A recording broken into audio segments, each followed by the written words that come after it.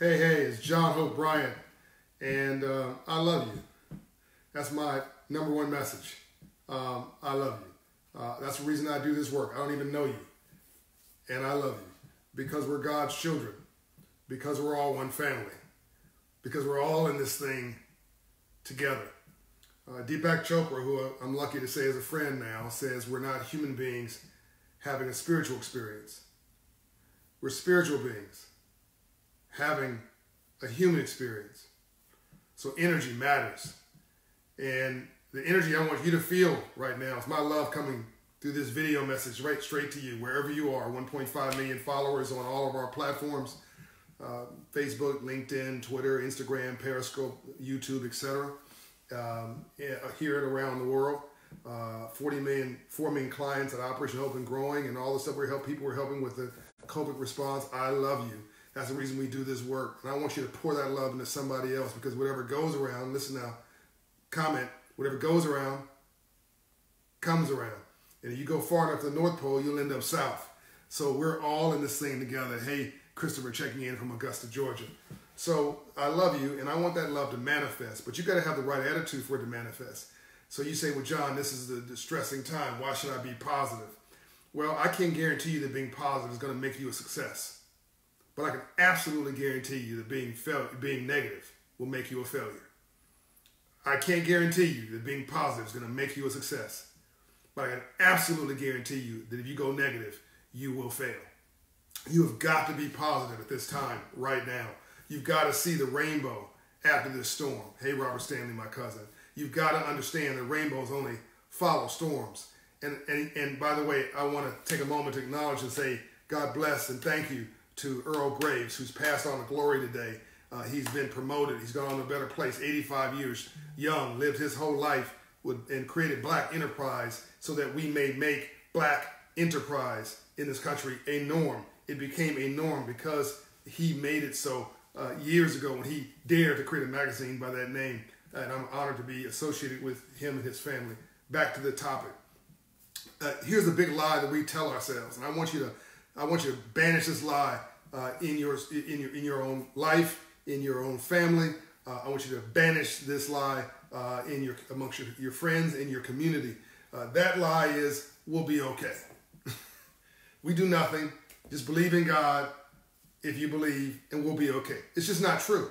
God helps those that help themselves. Even the Bible says in Proverbs, to be poor is not to not have anything. To be poor is not to not do anything.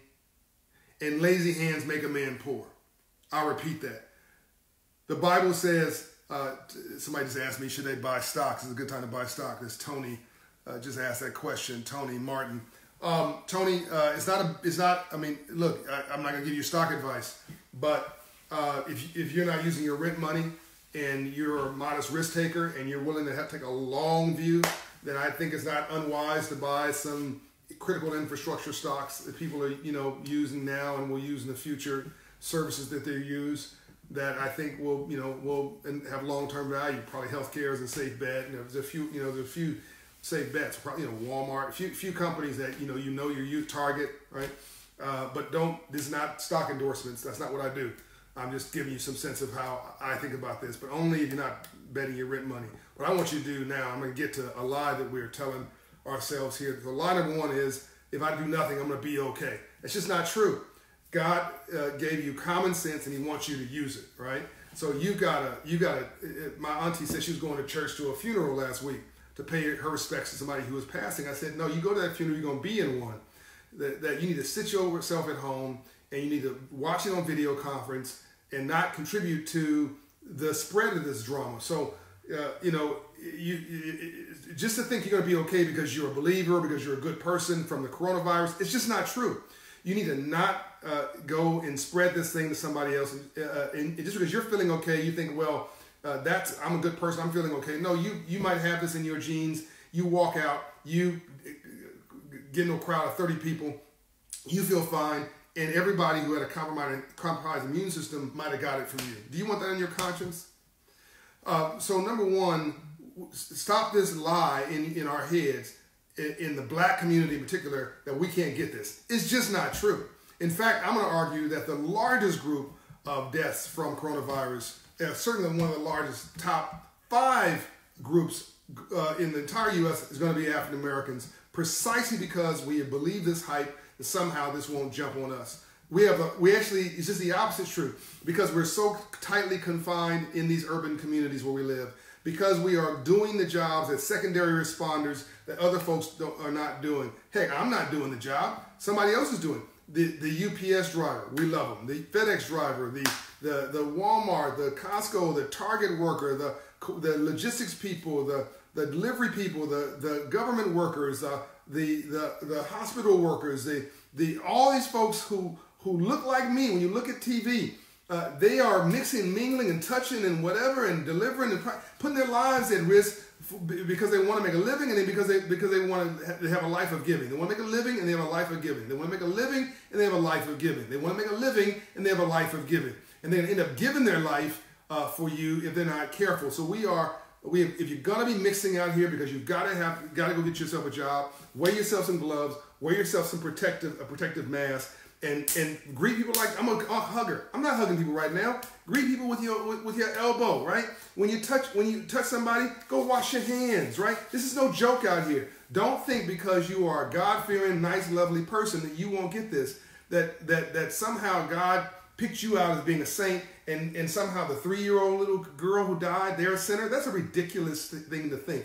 This disease, this virus does not discriminate. It's hitting everybody. Rich, poor, black, white, red, blue, orange, Republican, Democrat, millionaires, billionaires, somebody who wants to try to buy some America. Can I get an amen? This is hitting everybody. It's going to hit the poor and the struggling the most, and the ignorant who refuse to look at the facts. The second fact, can I get an amen?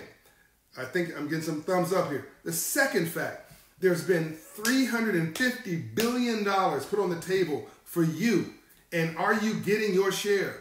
I don't want to hear, well, they may not approve me. Go try. I don't want to hear the website crash. Go to it again. Why? Because the federal government has stood up a $350 billion bank, basically. Listen to me now, the 10th largest bank in America in 30 days. With no business plan, no advance notice. Of course it's going to be a crap show. Of course it's going to be a mess. Of course the website's going to crash 4 times. Of course the criteria is going to change 3-4 times a week. Could you do any better? I mean, I have a lot of criticisms of the government, but on this particular case with the Treasury Department, they've actually done a really good job of doing the impossible, right? And by the way, the loan criteria is not even a loan criteria. It's a criteria for giving. Basically, if you can prove that you have employees, you're going to spend this money on your employees, and basically giving you the money. In fact, if you're a nonprofit in good standing, you're a small business, you get 10 grand just because you can prove who you are. What are you waiting for? I'm tired of seeing these notices. Well, I tried one on the website. They turned me down. Go to another place. Try it again. Oh, well, this bank Wells Fargo turned me down. No, Wells Fargo hit a cap and they couldn't do any more loans. Go to another bank. Well, B of A said no, they won't, whatever. That's not true. They weren't ready.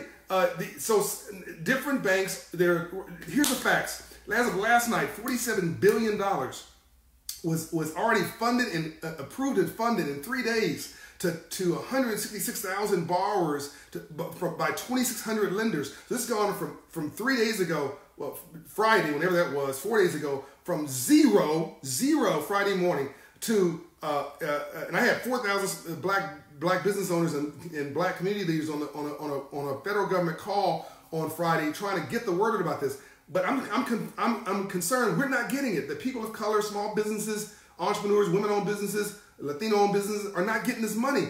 And we can't complain about it if we didn't apply for it. And you got to do it like everybody else is doing. My white friends calling me saying they've applied 4 times.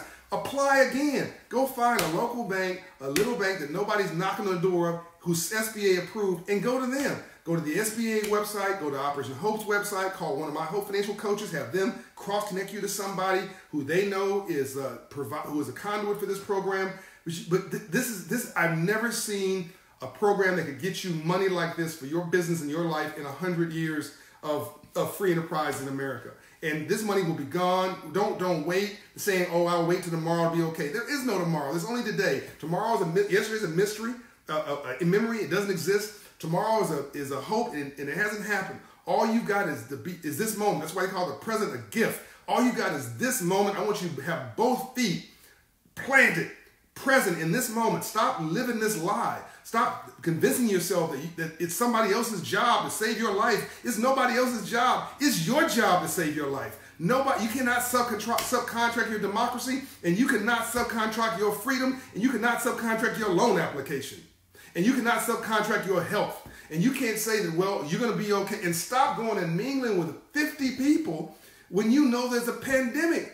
What are we doing? Stop going to the beaches with all these people around here thinking you're going to be okay. Look, just because there's a bunch of people standing in a crowd and you say, well, this can't be so bad, those people look sane. No, they crazy. They nuts. They're out of their mind. They're overconfident. There's another group. So black folks, we believe somehow we can't catch it.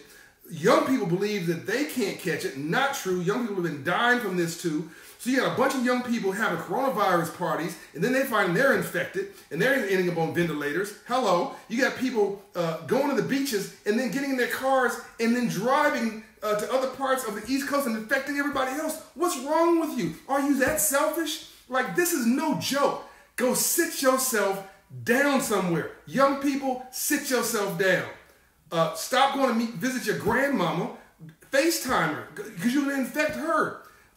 Black people, brown people, you can get this like anybody else. Maybe, as I've said earlier, more so because you are in these tightly constricted urban neighborhoods and you're doing jobs that makes you more at risk. It's not your employer's fault if you won't wear a mask. It's not your employer's fault if you won't wear gloves. It's not your employer's fault if you won't wash your hands. It's not your mama's fault if you keep going out to a party with 30 people and hugging them and getting all up in their face. Stop it.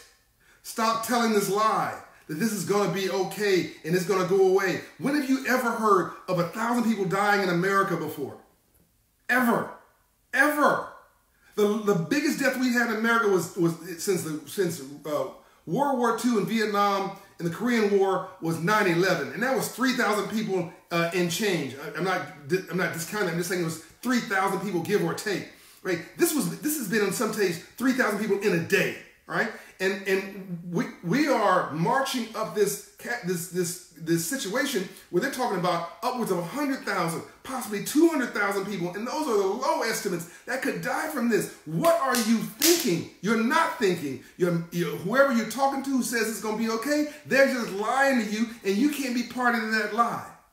So all this mess that we thought we were doing, all this messing around with these hip-hop guys and with guns and trying to gold chains and talk, what does that matter? Goodbye. 6ix9ine, all that mess. Take that mess someplace else.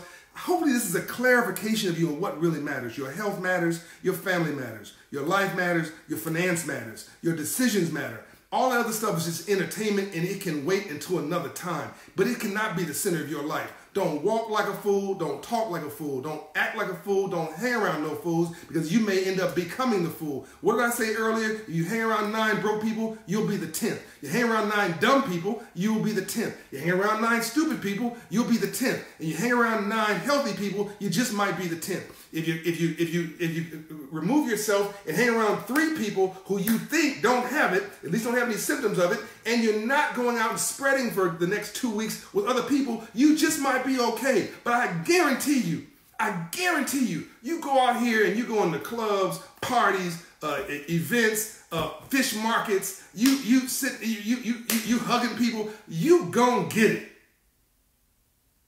And you may get more than it. You may get dead. And I'm not being minimalistic about it. I'm just saying you're not respecting your life. And you're not respecting somebody else's life, because you may be okay, as I said earlier, but you may give it to somebody else. And is that okay with you? It's not okay with me. We need to tell people we love to go sit down somewhere. We need to tell them when we're doing this, what are you doing? This is not a game. Go sit down somewhere.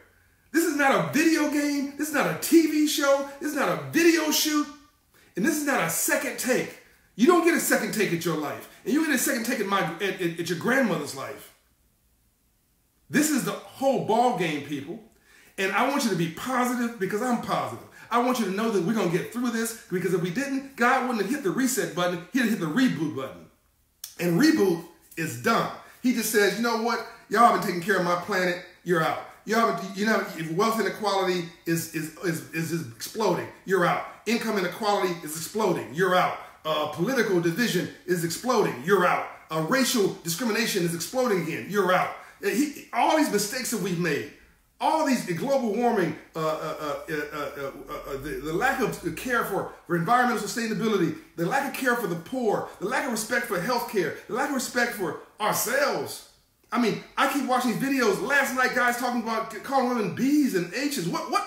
And we think that's normal language. What are we thinking about? We're not thinking. It's time to stop. God has given us a break. He said, I'm going to give you a reset, not a reboot. I'm going to give you a reset. You reset your computer, you reset your phone, it comes back.